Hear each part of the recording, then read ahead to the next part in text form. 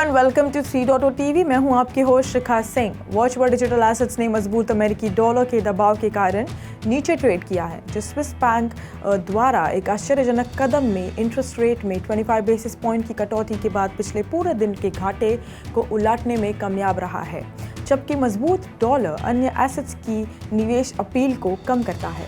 Swiss बैंकों के फैसले को अन्य सेंट्रल बैंकों से भी इसी तरह के कदम की उम्मीद है, जिसके वजह से मार्केट कैपिटलाइजेशन के हिसाब से सबसे बड़ी क्रिप्टो करेंसी बिटकॉइन के नेतृत्व के पिछले 24 घंटों में क्रिप्टो करेंसी को नुकसान हुआ है। $68,000 तक बढ़ने के बाद BTC लगभग 3% गिरकर $65,751 पर आ गया। यह शानदार उछाल फेडरल रिजर्व के नरम रुख से प्रेरित था।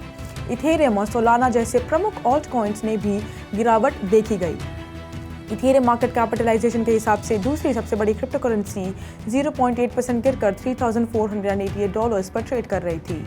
दूसरी ओर पेमेंट नेटवर्क रिपल का native token XRP, decentralised storage platform Filecoin का FIL और इंटरनेट कंप्यूटर के टोकन ICP उन्नत हुए, जबकि लेयर 1 नेटवर्क्स जैसे कि सोलाना, एवलांच और रैप्टोस के नेटिव टोकन्स में गिरावट देखी गई। पिछले 24 घंटों में वैश्विक क्रिप्टो मार्केट कैपिटलाइजेशन 1.6% घटकर $2.51 ट्रिलियन हो गया। उसी के साथ कुल क्रिप्टो मार्केट का वॉल्यूम 28% गिरकर $120 बिलियन हो गया। DeFi में टोटल वॉल्यूम्स वर्तमान में $11 बिलियन हैं और सभी स्टेबल कॉइन्स $107 बिलियन हैं, जो कुल क्रिप्टो मार्केट के 24 घंटे के वॉल्यूम का क्रमांश 9% और 89.7% का प्रतिनिधित्व करता है। बिटकॉइन का प्रभुत्व वर्तमान में 51.6% है, जो दिन के दौरान 0.6% कम हुआ है। टॉप 15 टोकन का बैरोमीटर IC50 इंडेक्स में 2.2% कम होकर 84,664 पॉइंट्स पर आ गया। इसी बीच market analytics firm Swissblock ने कहा कि बिटकॉइन ने बुधवार की उछाल से पहले अपनी वापसी पूरी कर ली और पिछले हफ्ते में जब उन्होंने एक इमिनेंट कूल ऑफ फेस का आह्वान किया तो वे $58,000 से $59,000 के अपने लक्ष्य मूल्य तक पहुंच गए। अन्य समाचारों में ब्रोकरेज फर्म बर्नस्टन ने अपने साल के अंत में बिटकॉइन की कीमत का पूर्ण अनुमान $80,000 से बढ़ाकर $90,000 कर दिया है और माइनिंग स्टॉक्स के लिए अपडेट एस्टिमेट किया है। Black rock iShares bitcoin ETF ने 2 महीने से भी कम समय में माइक्रो स्ट्रैटेजी की होल्डिंग्स को पीछे छोड़ दिया है, जो इंस्टीट्यूशनल बिटकॉइन इन्वेस्टमेंट डायनामिक्स में बदलाव का संकेत देता है। Black rock iShares bitcoin ETF के पास 239,000 बिटकॉइन हैं, जो माइक्रो स्ट्रैटेजी के होल्डिंग से अधिक हैं। 2 महीने से भी कम समय में IBIT का रैपिड एक्यूमुलेशन इंस्टीट्यूशनल इंटरेस्ट को आग्रह करता है। माइक्रो स्ट्रैटेजी, जो बिटकॉइन पर अपने तेज़ी के रुख के लिए जाना जाता है, उसने अपने ऑपरेशनल एक्टिविटीज़ और बिटकॉइन इन्वेस्टमेंट्स दोनों को विपोषित करने के लिए डेट का लाभ उठाने की रणनीति अपनाई है। हाल ही में कंपनी ने अपने बिटकॉइन रिजर्व को और बढ़ाने के लिए $600 मिलियन से अधिक जुटाने के उद्देश्य से एक डेट ऑफरिंग की घोषणा की। CEO माइकल सेलर ने गोल्ड और रियल एस्टेट जैसे ट्रेडिशनल एसेट्स पर इसकी तकनीकी डोमिनेंस पर जोर देते हुए बिटकॉइन के प्रति माइक्रो स्ट्रैटेजी की दृढ़ प्रतिबद्धता पर जोर दिया है। IBIT जैसे institutional grade bitcoin investment products में उल्लेखनीय वृद्धि और अपनापन देखा गया है, जिससे बिटकॉइन के लिए सबसे बड़े स्पॉट प्रोडक्ट्स में से एक के रूप में इसकी स्थिति मजबूत हुई है। ब्लैक रॉक ने अपना पहला टोकन निवेश fund black rock USD institutional digital liquidity fund launch किया है, जो ट्रेडिशनल फाइनेंस में ब्लॉकचेन इंटीग्रेशन की दिशा में एक महत्वपूर्ण बदलाव है। इथेरियम नेटवर्क पर निर्मित इस फंड का लक्ष्य योग्य निवेशकों और सिक्योरिटाइज मार्केट्स LLC के माध्यम से सुलभ अमेरिकी डॉलर की यील्ड प्रदान करना है। यह फंड डिजिटल क्षेत्र में ग्राहकों को समस्याएं को हल करने पर ध्यान केंद्रित करता है और $1 पर पेग स्टेबल कॉइन वैल्यू प्रदान करता है, जो मासिक रूप से निवेशकों के वॉलेट में सीधे लाभांश वितरित करता है। यह कैश, US ट्रेजरी बिल और रीपर्चेज एग्रीमेंट्स और निवेश पर ध्यान केंद्रित करता है, जिससे ब्लॉकचेन पर टोकन होल्डर्स के लिए यील्ड सुनिश्चित होता है। फंड प्री अप्रूव्ड इन्वेस्टर्स के बीच 24/7 टोकन ट्रांसफर्स और फ्लेक्सिबल कस्टडी ऑप्शंस पेश करता है। OKX एक प्रमुख क्रिप्टो करेंसी एक्सचेंज ने नियामक दबावों और भारतीय सरकारी एजेंसी की बढ़ती जांच के कारण भारत में अपने सेवाओं का समाप्त करने की घोषणा की है। फाइनेंशियल इंटेलिजेंस यूनिट जिसे FIU के नाम से भी जाना जाता है, उन्होंने भारत में अवैध रूप से संचालित होने वाले अन्य क्रिप्टो करेंसी एक्सचेंजों पर नेकल कस दी है। भारत सरकार ने पिछले साल मार्च में एंटी मनी लॉन्ड्रिंग और काउंटर फाइनेंसिंग और टेररिज्म नियम पेश किए थे। इसके बावजूद OKX जैसे इंटरनेशनल एक्सचेंजेस ने इवॉल्विंग रेगुलेटरी फ्रेमवर्क का अनुपालन करने के लिए संघर्ष किया है। भारत ने वर्चुअल करेंसीज और टोकनाइजेशन गेन्स और 30% टैक्स और हर क्रिप्टो ट्रांजैक्शंस पर 1% की कटौती के ट्रेडर्स और एक्सचेंजेसों को सामने आने वाली जटिलताओं का बढ़ा दिया है। इम्यूटेबल गेम्स का एक mobile role playing game Guild of Guardians 15 मई को एप्पल के iOS ऐप स्टोर और गूगल के प्ले स्टोर पर वैश्विक स्तर पर लॉन्च करने के लिए तैयार है। Free to play crypto quest players को डंजन्स के माध्यम से फैंटेसी एडवेंचर्स का मार्गदर्शन कराने वाले हैं, शक्तिशाली मालिकों से लड़ने और बड़े पैमाने पर लूट करने की अनुमति भी देने वाले हैं। गेम ने पहले से ही 10 लाख से अधिक प्री रजिस्टर्ड प्लेयर्स को आकर्षित किया है। तैयारी में गिल्ड ऑफ गार्डियंस ने 25 मार्च को द अल्टर ऑफ सैक्रिफाइस नामक एक ऑन चेन क्राफ्टिंग सिस्टम शुरू की है।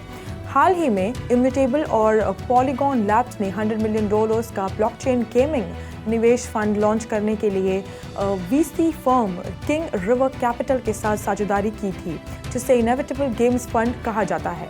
लीडिंग लेयर 1 प्रोटोकॉल और वेब3 इकोसिस्टम के डेवलपर सागा ने सागा ओरिजिन्स नामक एक नया गेम पब्लिशिंग डिवीजन लॉन्च किया है। डिवीजन का लक्ष्य गेम को बाजार में लाने, यूजर एक्विजिशन, कम्युनिटी बिल्डिंग और प्रचार प्रयासों को समर्थन करने के लिए पूर्ण सेवा और सहयोगात्मक दृष्टिकोण प्रदान करना है।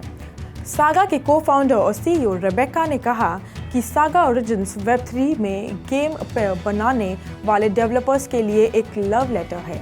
कंपनी ने अप्रैल में अपना सागा मेननेट लॉन्च करने की योजना बनाई थी और हाल ही में एक एयरड्रॉप क्लेम लॉन्च किया था, जिससे DeFi टोकन स्टेकर्स और BAYC और क्रिप्टो करेंसी जैसी NFT होल्डर्स को फ़ायदा मिलेगा। सागा के इनोवेटिव अप्रोच का उद्देश्य एक संपन्न गेम डेवलपमेंट इकोसिस्टम को बढ़ावा देना और अत्याधुनिक वेब3 गेम्स को बाजार में लाना है, जिससे डिसेंट्रलाइज गेमिंग की तेज़ी से विकसित हो रही दुनिया में एक अग्रणी शक्ति के रूप में अपनी स्थिति मजबूत हो सके। Horizon blockchain games platform sequence ने क्लाउड यूजर्स को अपना full stack Web3 gaming development suit पेश करने के लिए गूगल क्लाउड के साथ साझेदारी की है। प्लेटफॉर्म का लक्ष्य वेब3 तकनीक की जटिलता को दूर करके गेम निर्माण प्रक्रिया को सरल बनाना है। 2019 में लॉन्च किया गया सीक्वेंस ने 2022 में अपना सीरीज ए राउंड में $53.3 मिलियन जुटाए थे। Platform wallet, accounts, marketplace, smart contracts, management, analytics, investors, relayers, node gateway और यूनिटी अनरियल वेब3 और मोबाइल के लिए टूल प्रदान करता है। गूगल क्लाउड के गेम स्ट्रैटेजिक इंडस्ट्रीज के हेड डायरेक्टर जैक बसर ने कहा कि सीक्वेंस डेवलपर्स को वेब3 जटिलता को समझे बिना असाधारण गेम प्ले तैयार करने पर ध्यान केंद्रित करने की अनुमति देगा।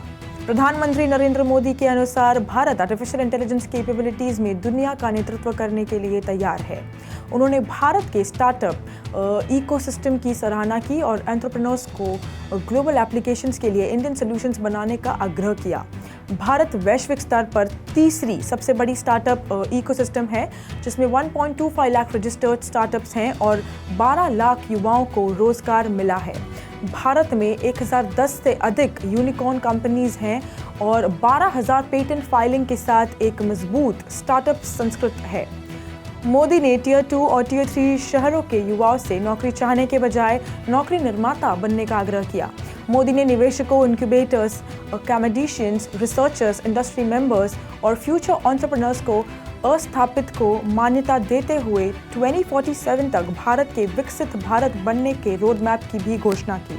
पब्लिक वर्क्स डिपार्टमेंट, जिसे PWD के नाम से भी जाना जाता है, उन्होंने अपने सड़कों, फुटपाथों और ड्रेनेज सिस्टम्स का आकलन करने, रिपेयर और रिकंस्ट्रक्शन की आवश्यकता वाले लोगों की पहचान करने के लिए आर्टिफिशियल इंटेलिजेंस सेवाओं का उपयोग करने की योजना बनाई है।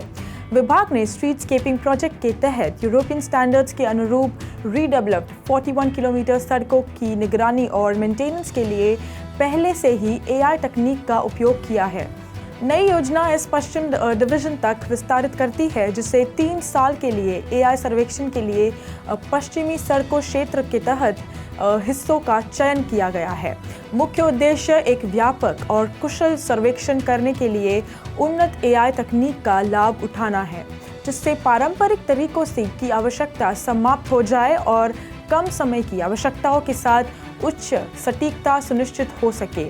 AI एल्गोरिदम आधारित कैमरे से लेस एक AI वाहन मेन कैरीवेज को छोड़कर डैमेज, मिसिंग, ट्रायल्स, चोरी हुए और जिसे street furniture, missing drain covers, poster, delisting या मलबे की पहचान करने के लिए सर्वेक्षण करेगा AI आधारित सर्वेक्षण करने के लिए एक एजेंसी के लिए टेंडर्स जारी किए गए हैं, जो 42 महीने में 42 सर्वेक्षण करेगी।